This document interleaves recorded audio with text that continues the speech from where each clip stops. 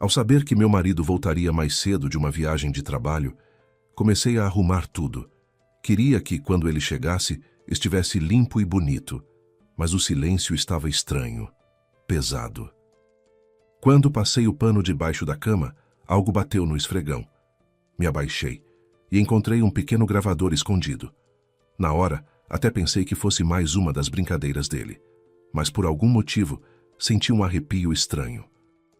Apertei o play. No início, um som baixo, quase nada. Então a conversa começou. E em poucos segundos, meu coração disparou. Eu não conseguia me mexer. Bem-vindos ao canal Recanto das Histórias. Antes de começarmos, por favor, escrevam de onde vocês estão nos assistindo. Gostamos muito de saber até onde nossas histórias estão chegando. Desejamos que você tenha uma ótima experiência ao ouvir esta história fascinante. Bom, Tânia, a situação é a seguinte. Tudo deu errado completamente. Chegamos aqui, entende, nesse fim de mundo, e nosso principal investidor, por causa de quem toda essa confusão aconteceu, para quem eu larguei tudo e vim até um lugar tão distante, acabou ficando doente ou aconteceu alguma coisa com ele. Enfim, ele não veio. Parece que não vão assinar o contrato conosco. Em resumo, nossa maré de azar continua, e eu tinha depositado as maiores esperanças nessa pessoa. Tanto tempo investido nele. No geral, minha viagem de negócios terminou antes do prazo. Em algumas horas vou para casa. Me desculpe se atrapalhou seus planos. Vai lá cancelando o encontro, preparando o jantar, fazendo a limpeza. Enfim, espere o marido em casa. A voz masculina no telefone soava cansada, desconcertada e um pouco irritada, embora tentasse fazer graça. Tânia entendia muito bem aquela voz. Ela pertencia ao seu marido, Victor, um homem extraordinariamente ocupado e sobrecarregado com os problemas intermináveis de um grande empreendimento, do qual ele próprio fazia parte havia muitos anos. Era um negócio sério, construção de instalações especializadas e montagem de equipamentos complexos nelas. No entanto, Tânia não entendia muito bem essas questões. Na verdade, entendia pouco também, apesar de ser casada com Victor Saraiva há quase 15 anos.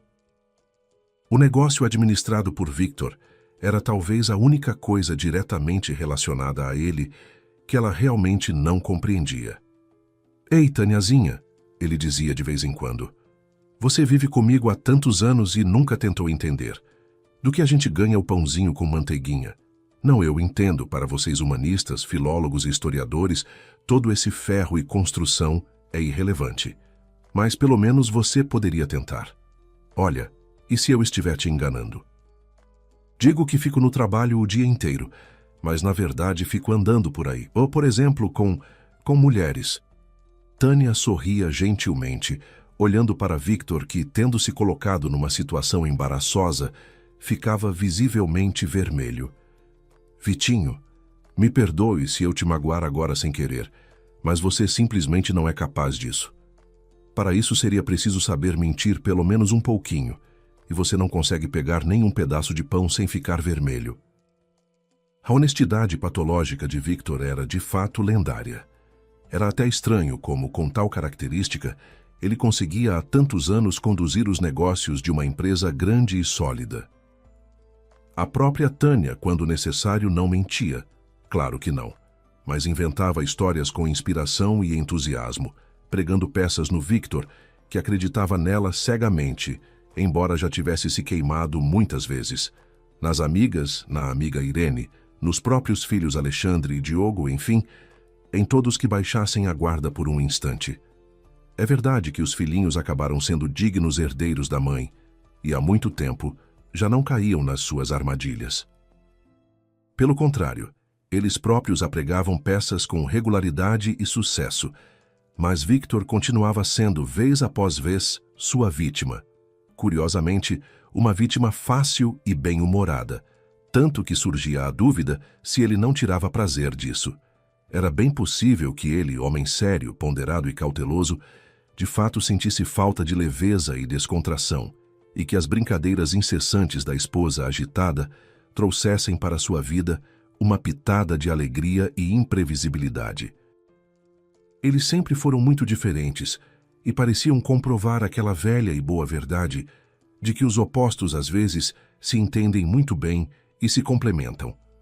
Embora seja tolice procurar padrões e regras num assunto assim, ninguém jamais conseguirá explicar por que algumas pessoas com visões e gostos diferentes ficam bem juntas, enquanto outras duas, aparentemente tão parecidas e do mesmo círculo social, depois de algum tempo passam a se suportar com dificuldade.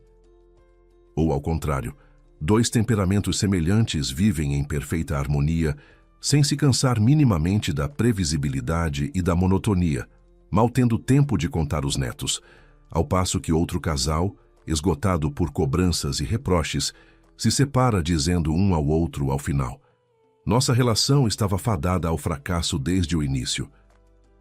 Somos simplesmente muito diferentes. Sinceramente, a própria Tânia, depois de conhecer Victor e constatar a seriedade de suas intenções, ficou por muito tempo em dúvida e reflexão. Sim, sem dúvida, Victor Saraiva lhe agradava muito. Como poderia ser diferente, levando em conta as circunstâncias de vida deles, e especialmente as dela? Victor era 3 anos mais velho que ela, embora às vezes parecesse ter décadas a mais de experiência. Tamanha era a diferença em conhecimento e vivência. Era direto, lacônico, sério e solidamente masculino.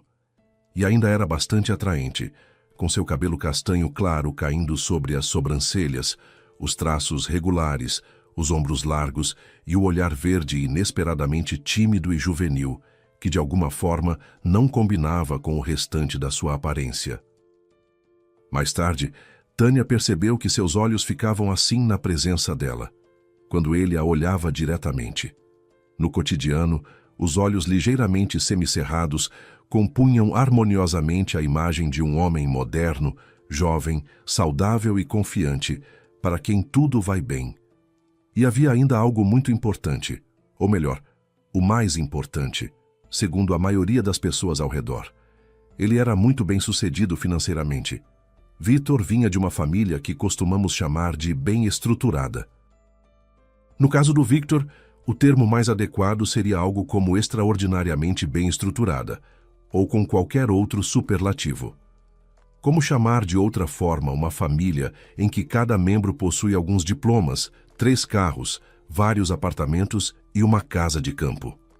Ao saber de tudo isso, Tânia lembra que balançou a cabeça de modo resignado e tentou se livrar daquele relacionamento fabuloso, mas, do seu ponto de vista, completamente sem sentido. Para o espanto geral, em particular o da amiga de infância e da escola Irene, ela quis recuar. Como assim você enlouqueceu? Estranhava Irene.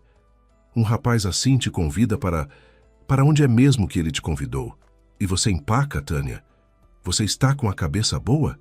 É uma chance dessas. Acontece uma vez na vida. É como, sei lá, como pescar um peixe dourado. Exatamente. Todo mundo pensa isso, acenava Tânia.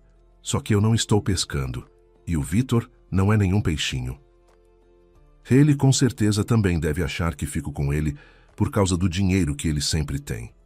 E de qualquer forma não tem nada para discutir. É tudo bobagem. Que tonta! Se espantava Irene. É verdade o que diz o ditado. A sorte sorri para os tolos. Queria que um rapaz assim aparecesse para mim. Eu saberia muito bem o que fazer com ele.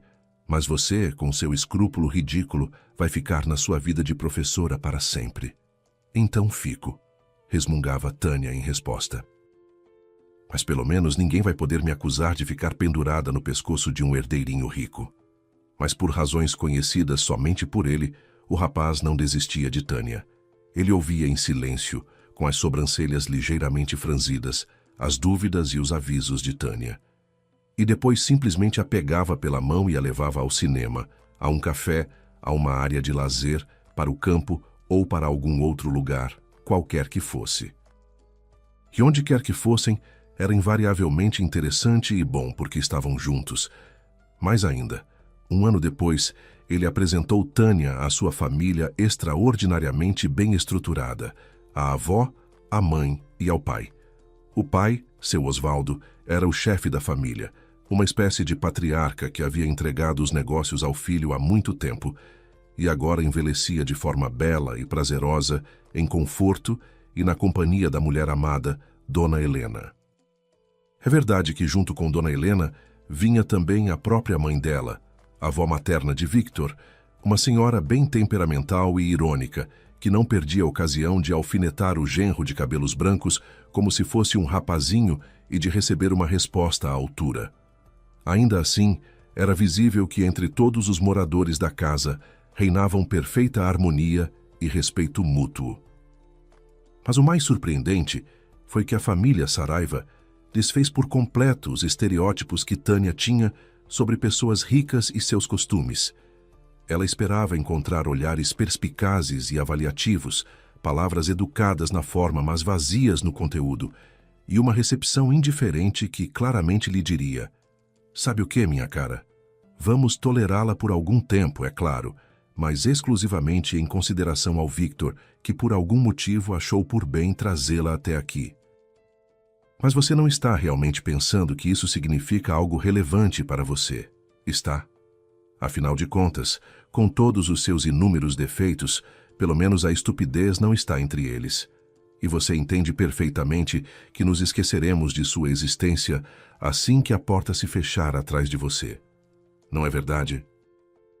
Com especial apreensão, Tânia aguardava conhecer a mãe de Victor, Dona Helena, cuja foto o Victor, como um filho fiel e antiquado, carregava na carteira, e mostrou a Tânia na primeira oportunidade.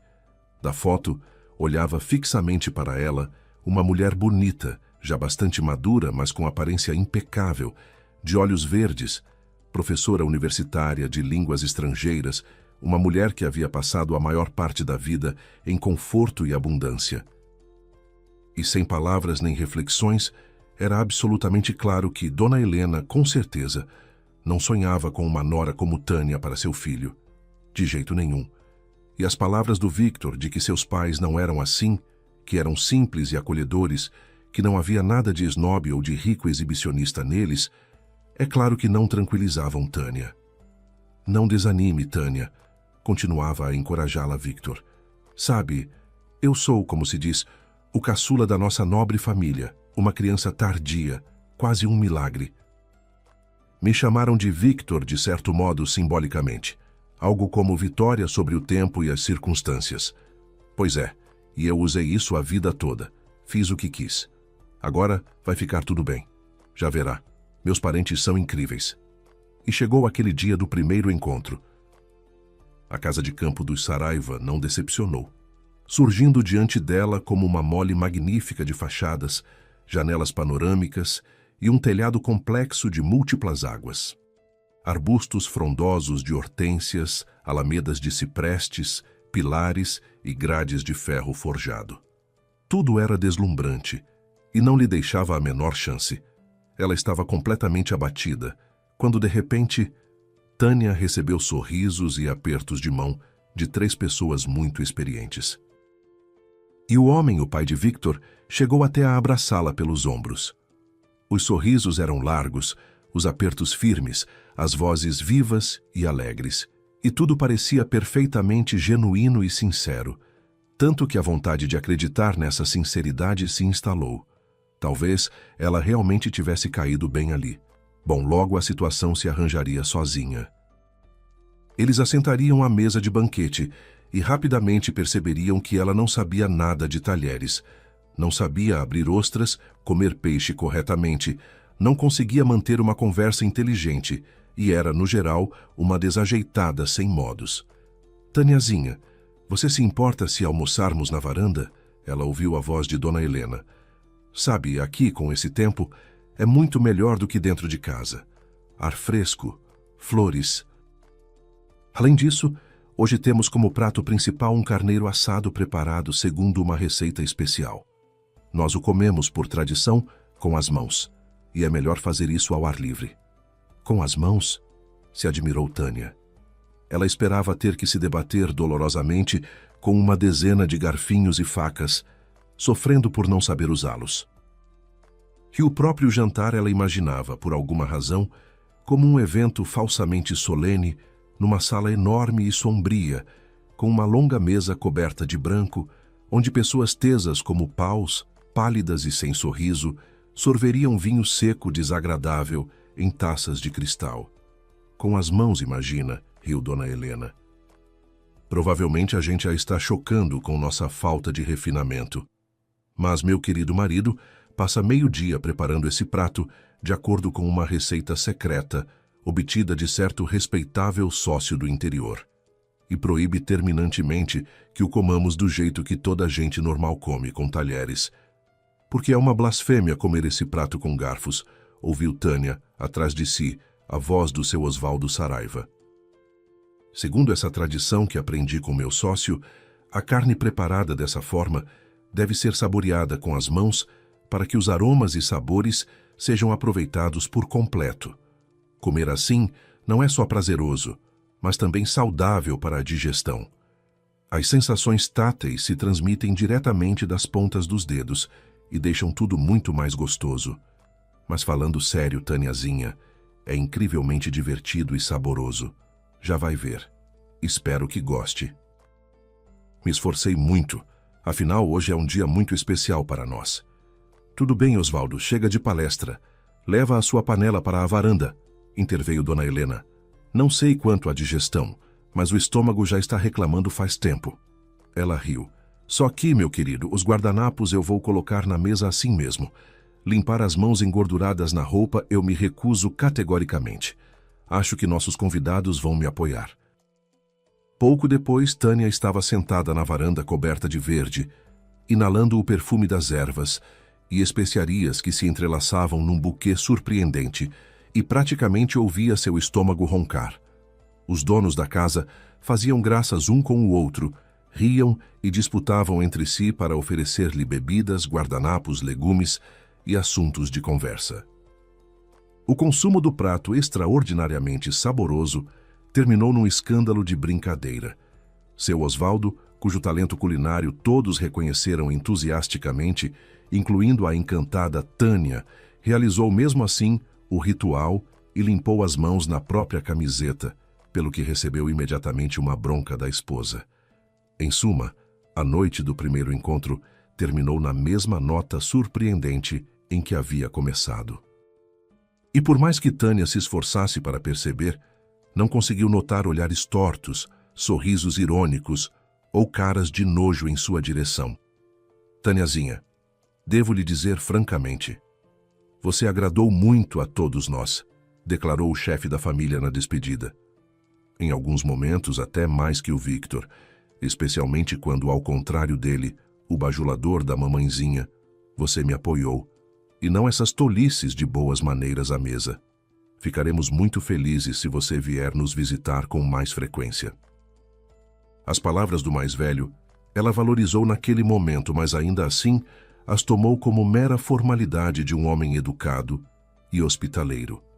Por alguma razão, ficou-lhe claro desde logo que a última palavra ficaria com a mãe do Victor. E a mulher não demorou para se explicar. Vejo que você ainda está esperando alguma cilada, alguma armadilha da nossa parte, e especialmente da minha. Dona Helena olhava a interlocutora com seriedade, e está completamente errada em fazer isso. De fato, não tenho nada contra o relacionamento de vocês com o Victor, e meu marido já a considera uma jovem maravilhosa. Ela fez uma pausa, esboçou um sorriso quase imperceptível e continuou. Embora eu, por ora, me abstenha de avaliações tão categóricas, me perdoe, não vou esconder, estou um tanto surpresa com a escolha do meu filho. Dona Helena se constrangeu um pouco, fez silêncio, mas ao que parecia tendo decidido ir até o fim, prosseguiu. Antes de conhecê-la, havia outras ao lado dele. Outras moças, mas respeito à escolha do meu filho e os sentimentos dele, tanto mais que parecem bastante sinceros. E, portanto, a respeito a você. E se desse respeito, vai surgir algo mais. Isso dependerá muito de você, minha cara. Dali em diante, Dona Helena jamais se afastou de sua linha de conduta. Era invariavelmente cordial, educada e irônica. E mesmo ao anúncio de Victor, de que tinha feito um pedido de casamento a Tânia, ela reagiu a seu próprio estilo. Ora, No lugar da sua noiva, eu certamente recusaria. Mas não tenho o direito de julgá-la. Eu mesma, certa vez, não resisti a um homem da sua laia. Mas falando sério, dona Helena, a senhora realmente não é contra nosso casamento? Ousou perguntar Tânia, a futura sogra. Afinal, formalmente, eu não sou adequada para seu filho em nenhum aspecto. Formação mediana. Apenas uma professora de escola primária. E minha família está, digamos, muito longe da alta sociedade. Ela deu um sorriso amargo. E além do mais, Tânia, dona Helena a interrompeu. Com todos os seus defeitos terríveis que você tão corajosamente admite, você tem um talento extraordinário para se enterrar abaixo do rodapé. Não me interessa nada sua origem, nem sua vida passada. Se meu filho a ama e quer que você esteja ao lado dele, que assim seja.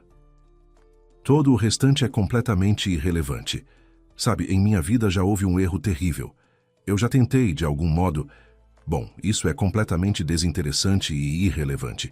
O que importa é que vocês estão bem juntos e, portanto, devem estar juntos. É simples assim. No fim das contas, para uma mãe não há nada mais importante do que a felicidade dos filhos. E você vai entender isso sozinha algum dia. Naquele momento, Tânia teve de repente a impressão, por um instante, de que o rosto até então belo e sereno se contraiu, como de dor. Uma dor familiar, antiga e quase esquecida, mas que não havia desaparecido por completo. Mas dona Helena se recompôs rapidamente e, já um segundo depois, sorria como de costume, com suavidade e ironia. Assim que o espanto com o pedido de casamento assentou um pouco, Tânia se viu diante do primeiro problema sério em seu relacionamento.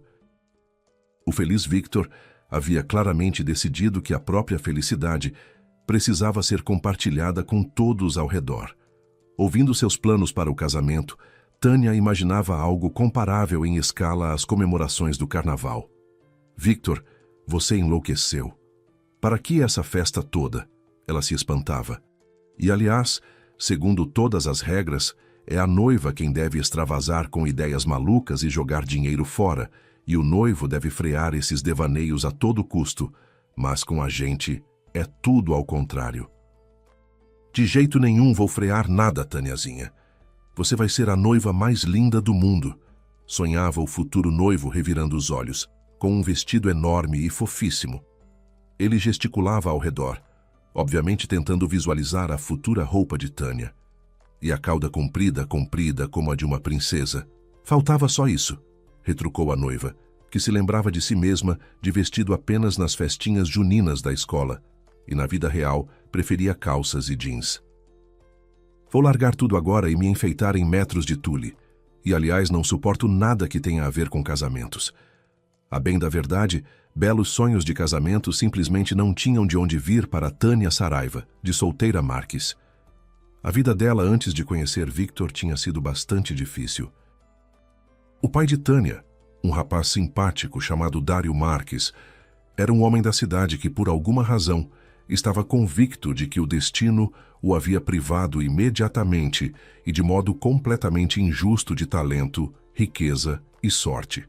A própria incompetência, no entanto, tornava-se menos relevante e depois desaparecia completamente, após certa quantidade de bebidas ingeridas. Dário raramente recusava uma dose, considerando a possibilidade de tomar umas e outras, após um dia de trabalho, um direito inalienável do trabalhador. A mãe de Tânia havia chegado à capital há alguns anos vinda do interior. Pretendia estudar e trabalhar, mas tudo por alguma razão tomou um rumo diferente do esperado. Embora a princípio parecesse que tudo estava se encaminhando da melhor forma possível. Uma jovem robusta e simpática chamada Natália, pronta para qualquer trabalho, conseguiu uma vaga numa equipe de serviços de limpeza. Tendo aprendido o ofício não muito complicado, ela lavava janelas em prédios novos da cidade com agilidade e sem medo. Ei, Cinderela, que tal me limpar também? Quem sabe eu não seja um príncipe? Ela ouviu certo dia enquanto descia as escadas. A vida na capital, Natália havia se adaptado mais ou menos, mas ao hábito dos moradores urbanos de se dirigirem uns aos outros com tanta facilidade e sem cerimônia, sendo completamente desconhecidos, ela não conseguia se acostumar. A piada idiota a tirou completamente do sério. Ela ficou toda vermelha e baixou os olhos. Talvez o brincalhão tivesse interpretado seu constrangimento como outra coisa. Um flerte, quem sabe? Mas já alguns segundos depois ele estava ao lado dela, e sem nenhuma timidez tirava o lenço da cabeça dela. Ah, você é uma beleza. Ele se admirou sinceramente. Você é Natália, não é? Puxa, e se a gente saísse por aí? Num cineminha, por exemplo, e depois dava para tomar uma cervejinha, quem sabe algo mais forte, para comemorar o nosso conhecimento. Tenho dinheiro, não me falta nada para você. E olha, considere que estou aqui com as intenções mais sérias. Você me agradou muito, amor à primeira vista. Diante de tal assédio, a inexperiente Natália não conseguiu resistir. Além disso, o inesperado e decidido pretendente era atraente, largo de ombros e, com um gesto generoso, tirou do bolso uma nota de um valor que ela jamais havia segurado nas mãos. Ver, havia visto, mas pegar, nunca. Nada. Você anda com o Dário?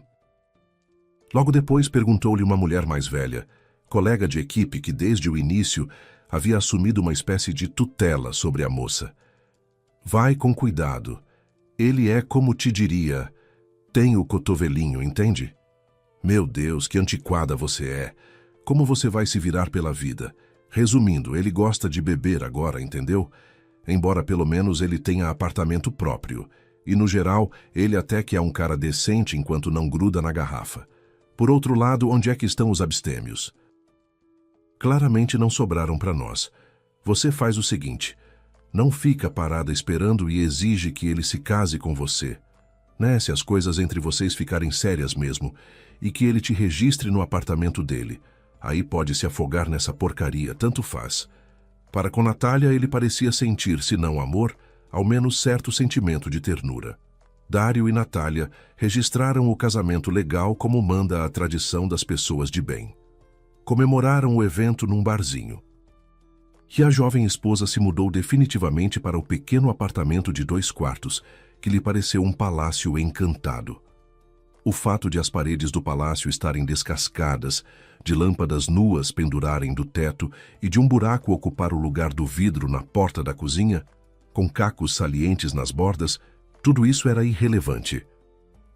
A jovem esposa se lançou a criar um ambiente aconchegante que fizesse Dário querer voltar para casa todas as noites, em vez de beber em alguma esquina ou no bar do bairro. O conforto criado pela esposa Dário valorizou, mas não parou de beber. Apenas passou a preferir fazê-lo no aconchegante ambiente doméstico, com uma excelente petisqueira quente e um sofá macio, no qual era muito mais agradável cair do que na calçada fria e dura. Natália aguentou por algum tempo as falhas do marido, mas depois decidiu manifestar sua insatisfação. Em resposta, recebeu uma gentil sugestão para não se meter na vida dele nem lhe dar lições, e que se algo não lhe agradasse, podia pegar suas tralhas e voltar para o interior de onde havia aparecido, para atormentar sua vida. Talvez Natália tivesse feito exatamente isso, mas naquele exato momento percebeu com alegria assustada que agora era responsável não só por si mesma, mas também por uma pequena centelha de vida que havia se acendido dentro dela.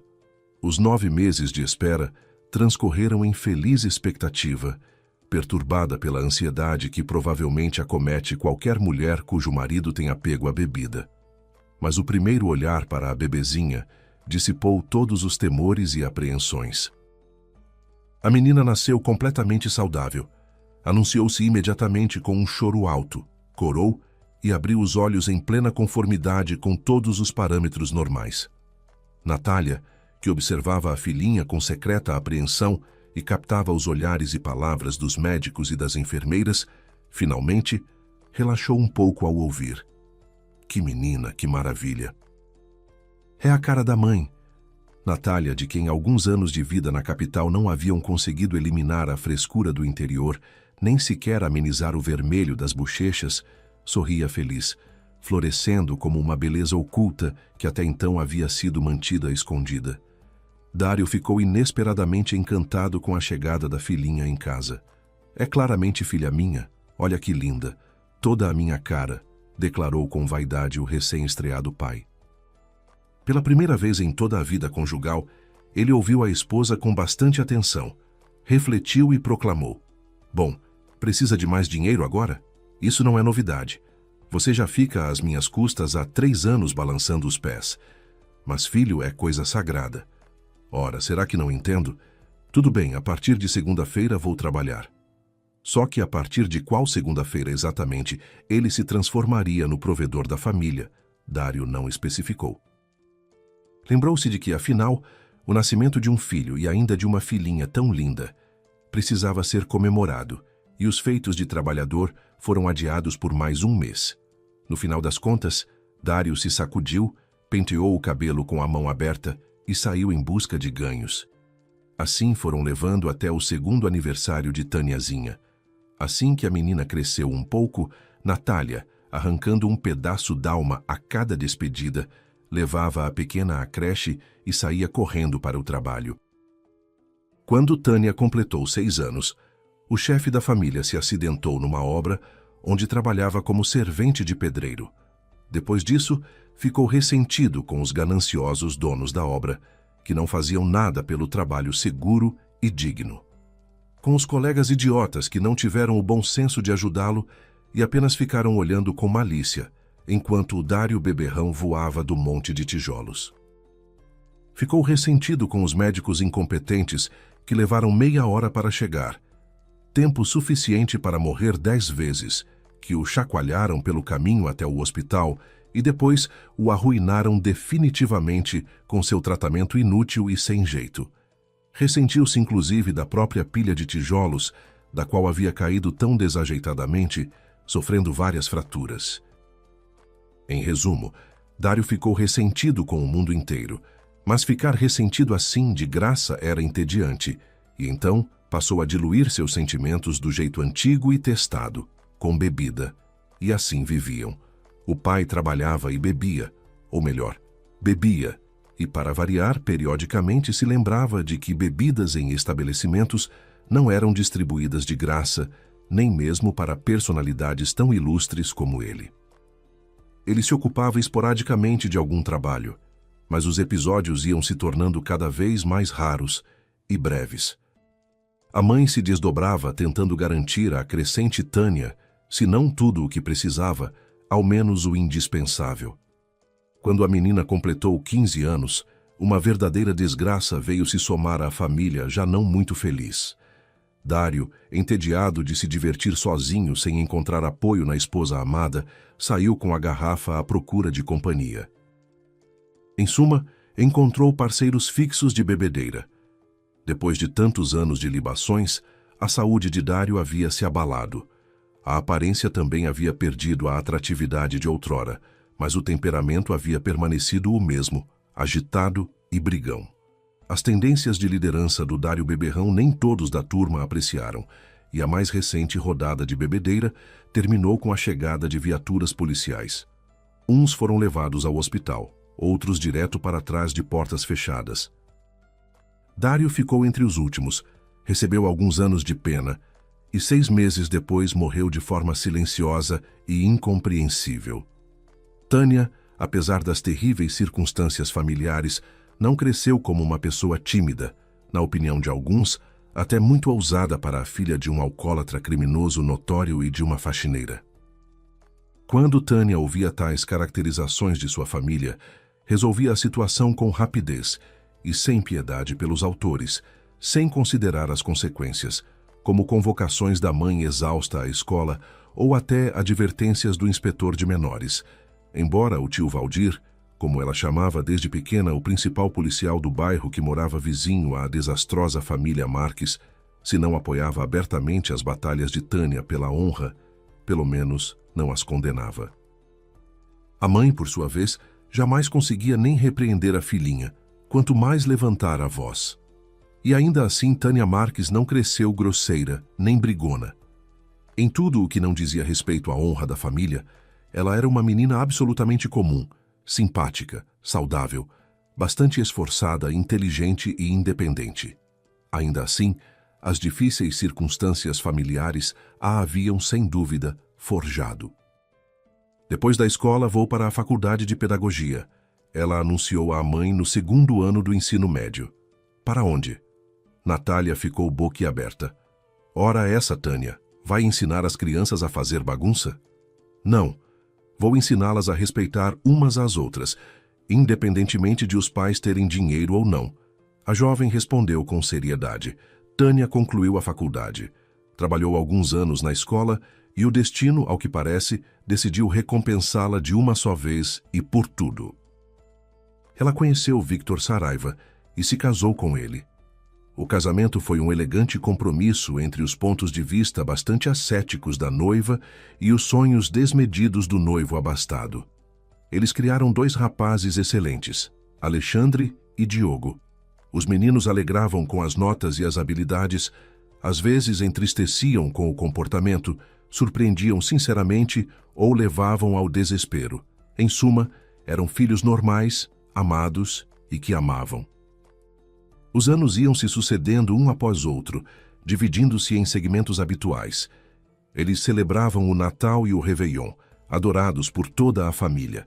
Depois chegava o verão, cheio de calor, da agitação da cidade e do perfume do famoso e sempre maravilhoso prato do sogro nos fins de semana. Depois os meninos se arrumavam para a escola, mais tarde para as faculdades, e Tânia começava a pensar na difícil e longa lista de presentes de fim de ano. E acontecesse o que acontecesse em suas vidas, o que permanecia invariável era a relação deles entre si e a gratidão de Tânia pelo sentimento de amor, paz e solidez que o marido lhe proporcionava, onde quer que estivesse e o que quer que estivesse fazendo. E então Victor ligou de mais uma viagem de negócios, desta vez fracassada. Ora, acontece. Embora fosse estranho, com Victor tudo estava sempre sob controle, e de repente, esse vexame. Ele combina uma reunião com um investidor muito importante para os negócios, planeja o encontro no local de construção do novo complexo industrial e o sujeito simplesmente não aparece, invocando algum pretexto formal. E, aliás, ultimamente nos assuntos da empresa, vinham se delineando tendências nada boas. Vários negócios promissores caíram por terra. Choveram fiscalizações extraordinárias intermináveis, que roubavam de Victor, como proprietário e diretor, enorme quantidade de nervos, forças e tempo. E alguns meses atrás aconteceu algo simplesmente inconcebível. Do escritório central, desapareceram documentos importantes com informações comerciais sobre os planos da empresa para o futuro próximo, e todos os esforços da equipe de segurança não levaram a uma resposta para a pergunta: o que está acontecendo? Victor chegou a ter problemas de saúde por conta da preocupação. Aliás, pela primeira vez na vida. Ele trocou a equipe de segurança, endureceu as regras internas de trabalho com informação comercial e passou a passar mais tempo no escritório pessoalmente. Mas não foi possível evitar nem a perda de vários parceiros, nem os graves prejuízos financeiros decorrentes do fracasso das negociações. Tânia, é claro, via o que estava acontecendo com o marido, especialmente depois que ele, também pela primeira vez na vida, perdeu o controle e gritou por um motivo banal com um dos filhos. É verdade que Victor logo se deu conta. Pediu desculpas longa e calorosamente aos meninos e a Tânia. Mas um resíduo desagradável ficou para todos assim mesmo. Era muito incomum e fora do habitual para a família deles, onde sempre todos os problemas eram resolvidos de forma pacífica, calma e com respeito mútuo. Ela tentou conversar com Victor, desejando de todo o coração ajudá-lo. Mas o que ela poderia realmente fazer? Nos assuntos de negócios ela, humanista até os ossos, nunca entendeu nada. Muito menos num negócio tão complexo como o que o marido administrava. E além do mais, o próprio Victor não queria, como ele mesmo dizia, sobrecarregá-la com os próprios problemas. Ele era infinitamente grato a ela pela disposição de ouvir, de compadecer, de acenar a cabeça com consolo e simplesmente de sentar ao lado no sofá, encostados um no ombro do outro. Sinto que aliviou. Até parece que a cabeça ficou mais leve, dizia Victor invariavelmente, sorrindo depois dessas sessões silenciosas. Obrigado, Taniazinha. Se você ainda me alimentar com a sua maravilhosa feijoadinha e ainda com farofa, tudo vai ficar no lugar. Ela sorria em resposta. Claro que o alimentava com o prato favorito. Mandava os filhos ficarem quietos ou pararem de bater as portas com força. E olhava para Victor com preocupação, às escondidas, para que ele não percebesse. Sem dúvida, ele havia emagrecido, abatido, havia quase parado de sorrir. E principalmente havia desaparecido nele o que sempre o distinguia em qualquer ambiente, aquela sensação de confiança, inabalável e independente de qualquer coisa. Ele até parecia ter ficado mais baixo, provavelmente por estar encurvado de forma estranha e desjeito, como se estivesse constantemente esperando um novo golpe, e sem saber de onde viria esse golpe. Ele, Victor Saraiva, que sempre soube tudo sobre todos, que enxergava os acontecimentos com um ano de antecedência e era para eles, para a família, um verdadeiro escudo indestrutível contra todos os problemas e adversidades. E agora, parecia que ele próprio precisava de ajuda e proteção. E essa voz com que ele falava agora, embora tentasse fazer graça, cansada, irritada, desconcertada, era também algo completamente novo em Victor. E o fato de ele não ser mais capaz de esconder essas emoções dela, de Tânia, embora antes ela nunca sequer suspeitasse de suas dificuldades, esse fato também dizia muito. Tânia desligou o telefone, colocou-o na mesinha de cabeceira e inconscientemente passou o dedo pela superfície. Depois ficou olhando fixamente para ela, ou melhor, para a faixa de pó bem visível que havia se acumulado ali. Era simplesmente assombroso de onde vinha tanta poeira em tão pouco tempo. Pois havia muito pouco tempo, literalmente anteontem, ela havia feito uma limpeza úmida. E já havia de novo uma leve camada esbranquiçada sobre os móveis, e ao longo dos rodapés, a mesma poeira invencível de sempre. Claro que a grande cidade lá fora faz sua parte. E os dois meninos que ficam indo e vindo sem parar, tirando os sapatos às vezes bem além do tapete da entrada, não ajudam em nada na limpeza. De modo que as palavras de Victor sobre a limpeza antes de ele chegar não eram bem uma metáfora. Era preciso mesmo passar um pano no chão, não? Tânia suspirou e foi para o banheiro. Apesar de todo o peso do suspiro que havia acabado de soltar, as tarefas domésticas ela estranhamente gostava, e mesmo tendo a possibilidade de contratar, por exemplo, um especialista de uma empresa de limpeza, preferia fazer a arrumação ela mesma. Primeiro, porque a labuta doméstica sempre a acalmava e lhe dava a possibilidade de pensar nos seus assuntos pessoais. Segundo, porque durante a limpeza, ela sempre encontrava objetos e coisas perdidas há muito tempo sem esperança. Por exemplo, os pares faltantes das meias dos filhos, carregadores de celular, ou a velha agenda surrada de Victor, que como enfeitiçada vivia caindo nos lugares mais inacessíveis e transformava as noites do seu dono em lamentações intermináveis. Tânia, você viu minha agenda? Fico de mãos atadas sem ela. Quantas vezes já disse para mim mesmo, passa tudo para o celular. Terceiro, a tarefa de organizar um apartamento grande, confortável e lindamente reformado sempre parecia a Tânia uma brincadeira de criança, comparada com as faxinas no velho casebre dos pais onde ela havia crescido.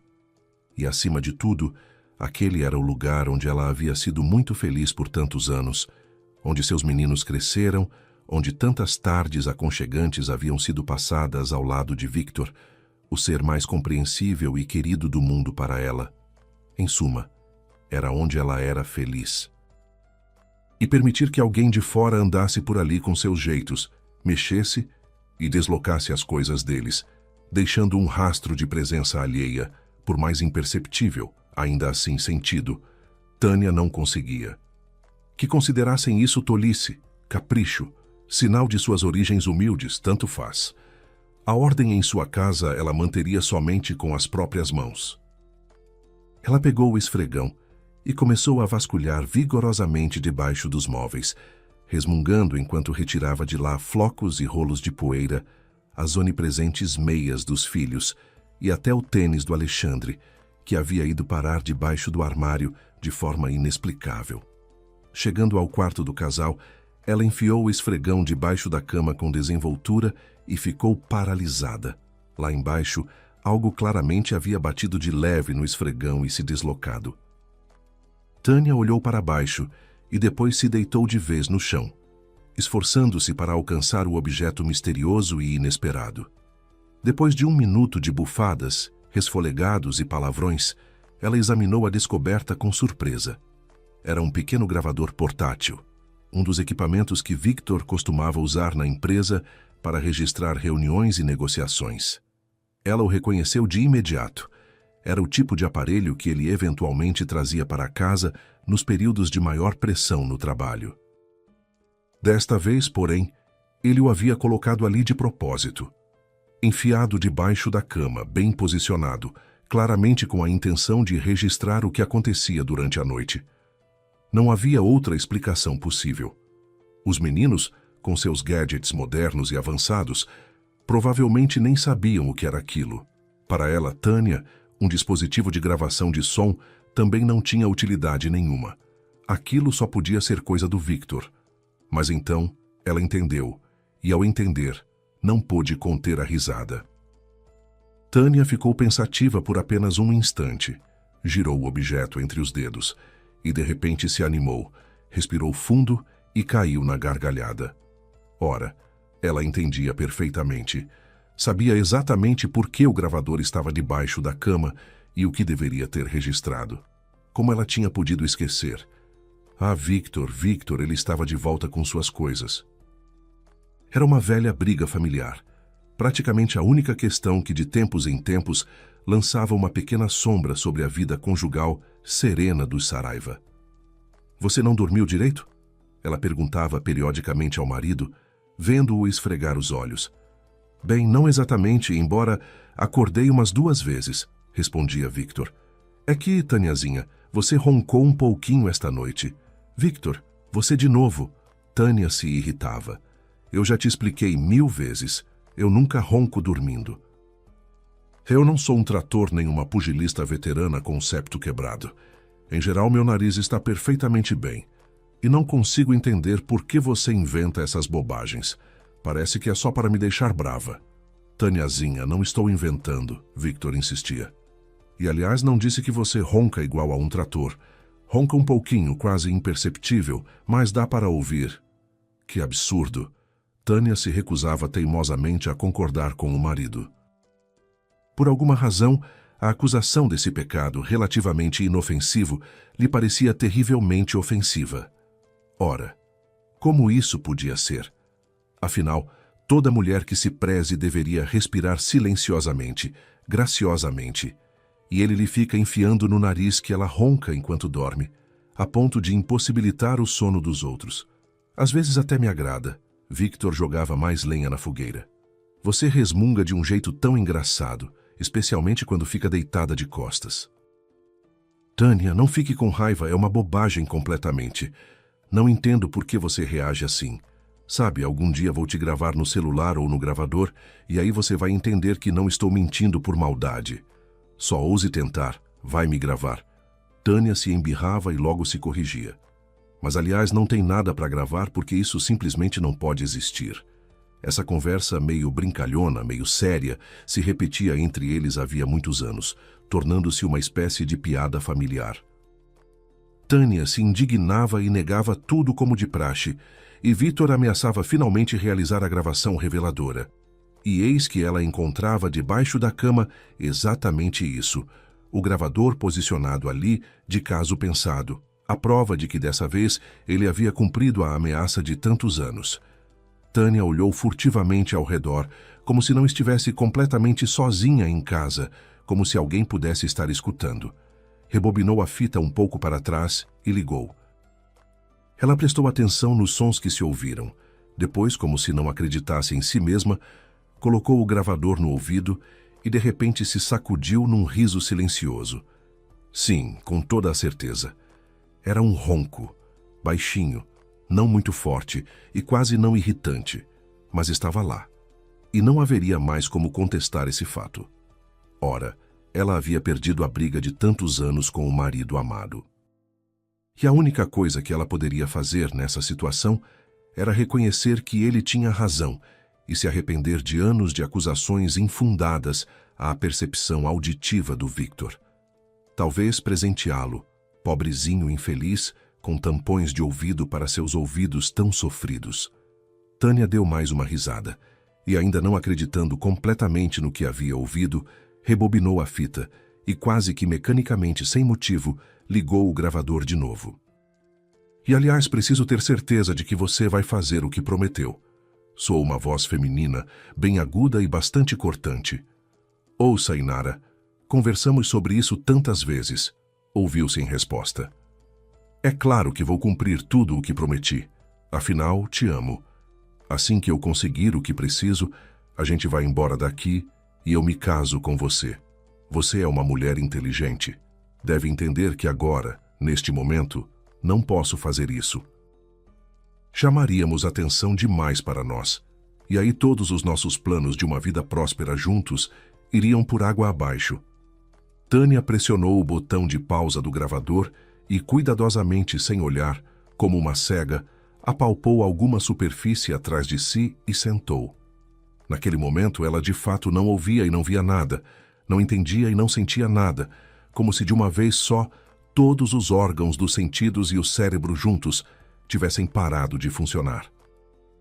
Porque a voz masculina que havia respondido à interlocutora na gravação, que acabara de ouvir, era assustadoramente parecida com a de Victor.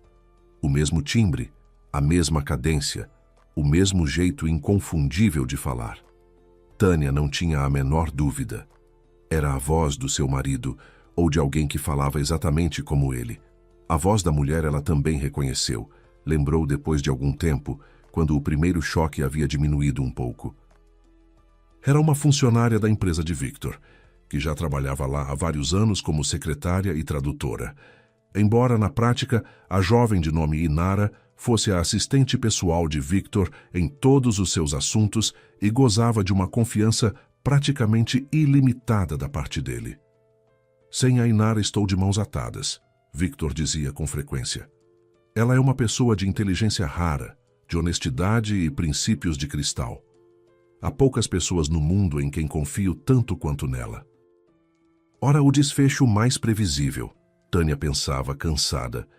A menina faz carreira. Afinal, quanto tempo dá para ficar de assistente pessoal e secretária? É hora de subir um degrau a mais, se tornar amante e depois, quem sabe, esposa e sócia. Mas ele, Victor, como pôde? A seguir vinham pensamentos que repercutiam nela como uma dor surda e sem saída. Ela os enxotava, mas eles esperavam algum tempo e voltavam com todo o seu peso insuportável, que tornava difícil respirar e se mover. Quanto tempo ficou sentada no canto do sofá, encolhida com a cabeça entre as mãos, ela não soube dizer. Obviamente muito tempo, porque ao voltar finalmente a si, percebeu o crepúsculo que havia se adensado do lado de fora da janela, e a lombar anquilosada de tanto imobilismo e a perna dobrada debaixo do corpo latejavam visivelmente. Nossa, que escuridão e silêncio! E nem o menor sinal da minha querida feijoadinha. Simplesmente não cheira nada. E eu tinha tanta esperança. Victor entrava no apartamento sorrindo. Como de costume, despiu rapidamente a roupa de sair e abriu os braços. E ninguém corre ao meu encontro. Quer dizer que não estou sendo bem recebido, brincou Victor e franziu a testa, desconcertado. Nada de rodeios, decidiu Tânia de repente. Não vai ficar interrogando e extraindo de Victor informações. Não vai ficar de tocaia para apanhá-lo em flagrante ou, como se diz, pegá-lo no ato com a amante. Para tudo isso, ela ainda o respeita e o ama demais. Sim, ama, apesar da dor e da tristeza que apertam o coração. Ao menos em nome do seu maravilhoso passado de 20 anos e dos filhos deles, ela vai se separar dele de forma simples e rápida, agora mesmo. E num gesto de mágico que tira um coelho da cartola, Ela colocou o gravador maldito sobre a mesa. Ah, encontrou mesmo embaixo da cama, claro. E eu estava até meio esquecido dele. Simplesmente saiu da cabeça. Victor sorriu e até abriu um pouco. Então, ouviu? Finalmente se convenceu de que todos esses anos eu não estava te caluniando, mas suportando em silêncio meus tormentos noturnos. Veja que herói sou. Tânia, por que você está calada? Victor olhava para a esposa surpreso. Ele, evidentemente, esperava indignação, acusações de covardia e astúcia, mas ela estava em silêncio e simplesmente o olhava com olhos vazios. Tânia, você ficou tão ofendida assim? Que bobagem, se preocupou Victor. É só uma brincadeira, Tâniazinha. Aliás, se quiser saber, até passei a gostar do teu ronco ao longo dos anos. Fico deitado ouvindo você assobiar ao lado. E parece que está tudo bem, como antes. Juro. Tânia, não entendo por que você está calada. O que aconteceu? Por que está me olhando assim? Victor ficou completamente perplexo.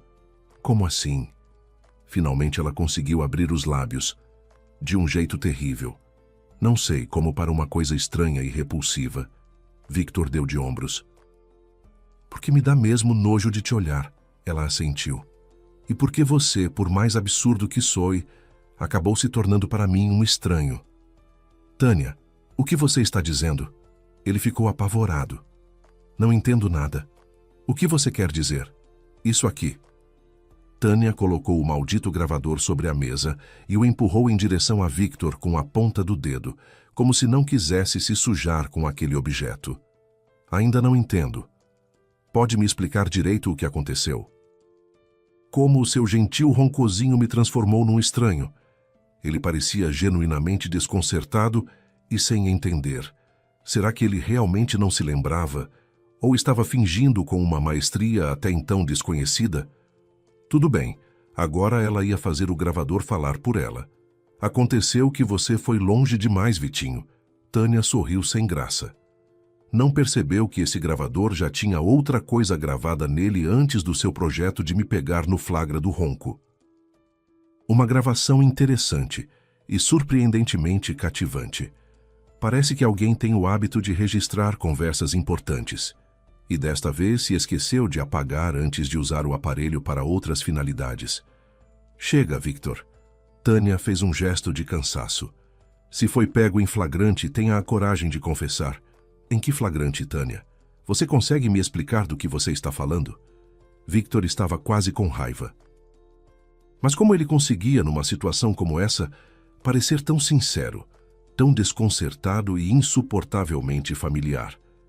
Ela deveria odiá-lo agora, e por alguma razão, a vontade era de abraçá-lo. Certo, era preciso encerrar toda essa bobagem parecida com uma peça ruim sobre o marido infiel e a esposa tola. Agora ela vai rebobinar a fita e simplesmente ligar o gravador, e tudo vai terminar. As vozes feminina e masculina há muito haviam se calado. Seguiram-se alguns minutos preenchidos pelo tênue, mas sonoro ronco de Tânia, que ambos também escutaram, com rostos completamente de pedra. Victor de repente se sacudiu, agarrou o gravador, rebobinou de novo a gravação e ligou o som. Não, isso sem mim. Tânia se levantou de um salto. Se você sentiu tanto a falta da vozinha da sua amante e resolveu reouvir tudo isso, pelo menos espere eu sair. Tânia, para! Victor largou o maldito gravador sobre a mesa e se levantou atrás dela. Tâniazinha, minha querida, por que você achou que essa voz na gravação é a minha? Olha nos meus olhos e me diz, você realmente acredita que sou capaz disso? Olha, para de vez, tá? Não me humilhes fazendo de mim uma idiota. Tânia se indignava. Vai dizer agora que a segunda voz não é da sua maravilhosa e super honesta Inarinha? A voz feminina pertence sem dúvida a Inara, assim como o gravador. É um equipamento corporativo da empresa. Foi ela quem fez essa gravação. Eu peguei o aparelho da mesa dela sem verificar o que havia nele.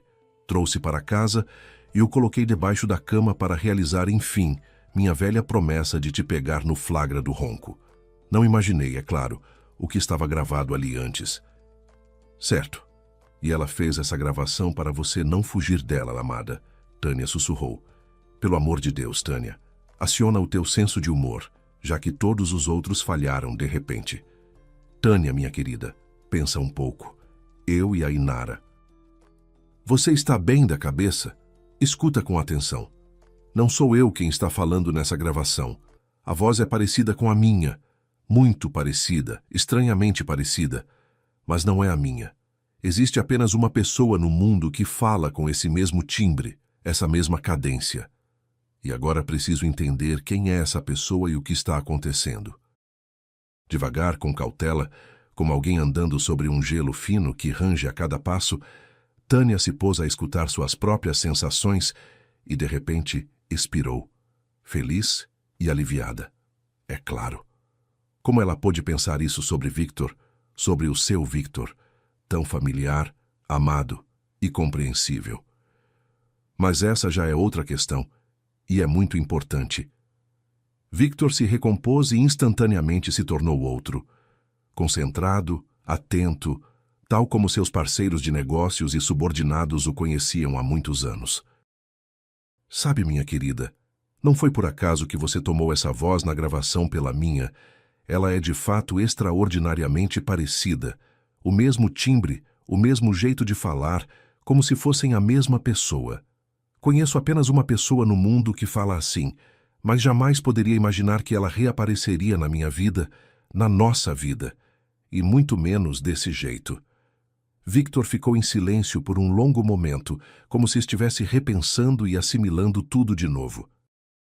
Havia empalidecido, fechado os olhos como de dor, e depois o rosto se contraiu num espasmo leve.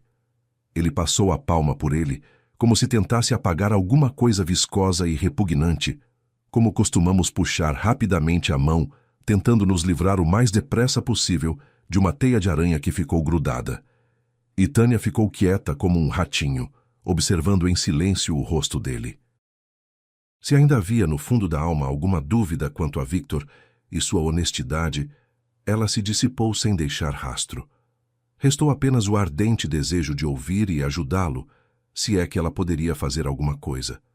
E então ele se levantou e disse com firmeza: Vou sair agora. Preciso urgentemente saber de tudo, esclarecer algumas coisas, falar com... Enfim, preciso resolver isso de uma vez por todas, essa sujeira. Ele pegou o gravador e enfiou no bolso. Você fica aqui e espera, ouviu? Não vai a lugar nenhum. Volto logo e te explico tudo. Victor ficou fora por algumas horas e então entrou no apartamento, se sentou em frente a ela e contou uma história surpreendente. Talvez você se lembre de que meus pais têm outro filho. Um filho. Sim, você está se admirando porque falo dessa forma estranha. Uma pessoa normal diria: tenho um irmão. Mas é que justamente um irmão eu não tinha.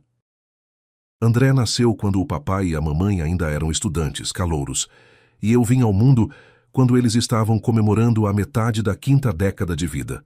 Imagina a diferença entre nós. Eu ainda estava de fraldas, e André já era um rapaz adulto. Devo dizer que, com franqueza, quase não me lembro dele. Algumas imagens borradas, impressões vagas. E a voz. Por algum motivo, a voz lembro bem. E depois, quando cresci, a mamãe dizia com frequência que somos surpreendentemente parecidos nos timbres, na forma de falar, em tudo. A ponto de ela, às vezes, fechar os olhos e não conseguir distinguir um do outro. Nunca dei muita importância a isso. Até hoje. Ele se calou e ficou pensativo. Victor, mas por que nunca vi essa pessoa, seu irmão? Tânia se arriscou a pronunciar a palavra que, ao que parecia, era pesada para Victor. Sobre a existência de mais um Saraiva adulto, ela sabia. Havia ouvido que o homem havia partido para muito longe anos atrás, rompendo os laços com a família. Mas perguntar os detalhes era de alguma forma desconfortável, e o próprio sogro, a sogra e Victor claramente não tinham pressa em compartilhar a história que evidentemente os atormentava. Sempre bem-humorados e alegres, ao menor aceno nesse assunto, escureciam o rosto, se fechavam e ficavam calados de forma afligida. Era talvez a única sombra escura naquele horizonte familiar sereno e feliz. Sim, porque em todos esses anos ele não apareceu nenhuma vez. Victor sorriu com amargura. Entende? Há muitos anos houve um escândalo terrível entre ele e os meus pais. Não conheço muito bem os detalhes. Lá em casa esse assunto nunca era proibido. Não, mas era como uma ferida aberta que não cicatrizava. Entende? Quando você não toca, não esfrega, já não dói tanto assim. Mas como assim, Victor? Tânia ficou agitada. Tudo bem, concordo. Não se deve enfiar os dedos nas feridas, mas é preciso tratá-las. Como é que seus pais, tão inteligentes, fortes e experientes, não conseguiram encontrar uma forma de se reconciliar com o filho? Como se pode agir assim? Ah, ora, os meus pais tentaram muitas vezes e acredite, com todo o seu conhecimento, sabedoria e esforço. Mas para a reconciliação, é preciso que os dois lados queiram, entende? E ele, André, simplesmente nos apagou da vida dele, ao que parece de vez. Fui até ele também, sabemos o endereço. É muito longe em outro país. Pois bem, ele simplesmente não me deixou entrar, imagina? Disse que eu havia tomado tudo o que lhe pertencia por direito, presumivelmente a empresa do pai. E sobre os meus pais disse que não os tinha, que fazia muito tempo. É isso. No geral, foi ele próprio quem escolheu essa vida, e ninguém conseguiu dissuadi-lo. Nem nós, nem as pessoas, nem mesmo o tempo. Que horror! Tânia deu um arrepio. E eu que achava que a minha família era problemática. Pois é, provavelmente somos capazes de bater qualquer um em termos de segredos de família. Victor assentiu, triste. O mais terrível é que aquela briga aconteceu por causa de dinheiro. Meu pai pegou André em negociatas secretas com os concorrentes. No geral, veio à tona uma história muito feia. Os dois perderam a cabeça. Disseram um monte de coisas horríveis um para o outro. Em suma, brigaram feio. Mas se o meu pai logo esfriou, se arrependeu e tentou resolver tudo, André nunca o perdoou, mesmo sendo o único culpado. E todos esses anos, as nossas tentativas de acabar finalmente com esse horror, ele invariavelmente declarava que não nos conhecia, que nos odiava a todos nós, junto com o nosso negócio e até com a cidade onde ele próprio nasceu. E agora, de repente, essa gravação com a voz dele, a voz de André, tão idêntica à minha, que até você que me conhece há 20 anos se enganou. Victor, depois de um silêncio, continuou. Claro que eu não tinha certeza absoluta de que era ele, e conversei com a Inara. Afinal, ela é, no fundo, uma pessoa honesta. Ela tentou se esquivar, mas logo se enrolou e se entregou. Acontece que há quase um ano ele está cortejando a Inara, com as mais sérias intenções. Ele lavou tanto a cabeça dela, que ela concordou em ajudá-lo a obter sua suposta parte legítima do nosso negócio. E então, ele prometeu lhe proporcionar uma vida digna. Só que a Inara, no fundo, não confiava completamente nele, e por precaução, sem que ele soubesse, gravou uma das conversas mais comprometedoras no gravador da empresa. Queria ter uma prova nas mãos caso as coisas saíssem errado. O gravador ficou na mesa dela. Eu o peguei para usar em casa sem verificar o que havia nele, e foi assim que a gravação da Inara acabou chegando debaixo da nossa cama, revelando muito mais do que meu projeto de provar o seu roncozinho. E todos os nossos problemas com o roubo de informações, a perda de parceiros, as fiscalizações extraordinárias, é obra dele. Imagina. Que história! Tânia expirou. Mas que estupidez da parte dessa pessoa. Por que prejudicar uma empresa que você quer tomar para si? Bem, provavelmente ele queria que a gente ficasse nervoso, começasse a vender parte dos ativos, se endividasse. De qualquer forma, é mais fácil arrancar um pedaço de uma empresa que está oscilando do que entrar numa briga com pessoas sólidas e confiantes em si. Mesmo assim, não sei todos os seus planos e cálculos, e, aliás, não me interessam. Em toda essa incrível história, o mais surpreendente é outra coisa. Victor abraçou Tânia, beijou-a na bochecha e olhou nos olhos dela. Pois afinal o que salvou todos nós de problemas, de uma possível ruína e até da perda da empresa. Pensa só, o gentil ronquinho da minha esposa. E os dois caíram numa gargalhada feliz.